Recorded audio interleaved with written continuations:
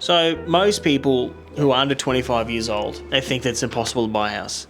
I bought my first property at 21. You bought yours at 22, and you're only 23. Talk about how it happened. I don't think you were probably wanting to buy property. I think I probably pushed it on you. But what were the steps that made it happen? You had to save money? What else? Yeah, I think for me, like, I've always been in a job kind of thing. So in school, I had an apprenticeship and I was on $9.90 an hour. It sounds so cliche, but from then I kind of just started saving money, and I think you become addicted to it because you see another account that I had with no card attached to it, and you see it grow every time you get paid. It was an addiction when you start doing it and you start seeing it climb, and you kind of find goals that you want to achieve and what you can do with that kind of money. I wasn't really in a work environment that we spoke about property or things like that. So when I came over to MAD, I think it was normal for all of us to talk about money and like your own personal finances and property and what your goals are kind of thing. So I don't think I was thinking about buying property when I first started at MAD, but the more we talk about it and it's around us every single day, it makes you want to do the same thing, because I kind of felt like weird on the phone. I'm talking to a client about buying property and it wasn't relatable. So to be able to then have those conversations with someone and go, oh, I went through that, or I went through those feelings, or,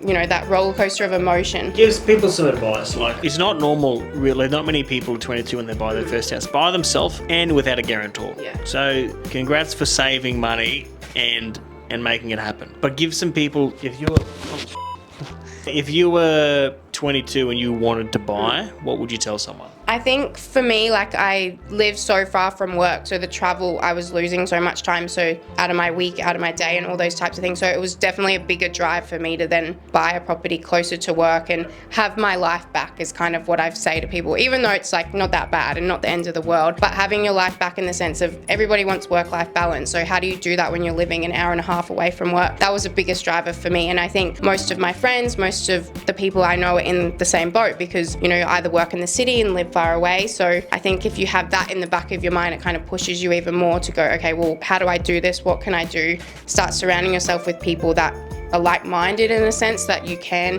have actual intellectual conversations with people and go, okay, well, what can I do for my future? And talk about what happens in 5 years and in 10 years. Whereas I think in my age group, we don't really have those conversations. So finding people that you can do that with and creating those goals and surrounding yourself with people that actually want to be happy for you, I think is the biggest thing, because I'll never be in a room with a group of my, you know, not friends, but like other 23-year-olds, and I won't sit there and say I bought a house, because it's not something we talk about.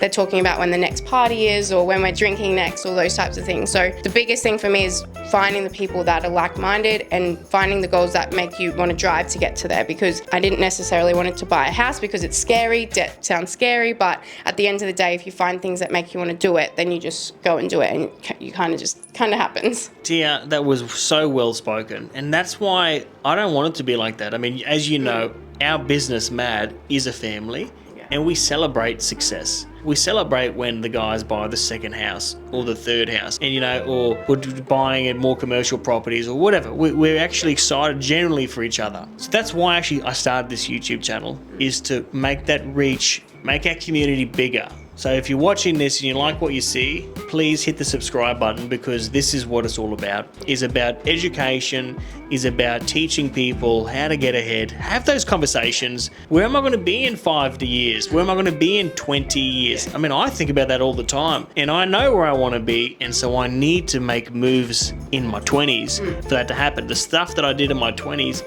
has helped me dramatically in my 30s. So it's important to know where you want to go. And if you people you're hanging around with doesn't make that clear, it makes it even harder. You need to surround yourself with positive people, is a great tip for people in their early 20s wanting to get ahead in life.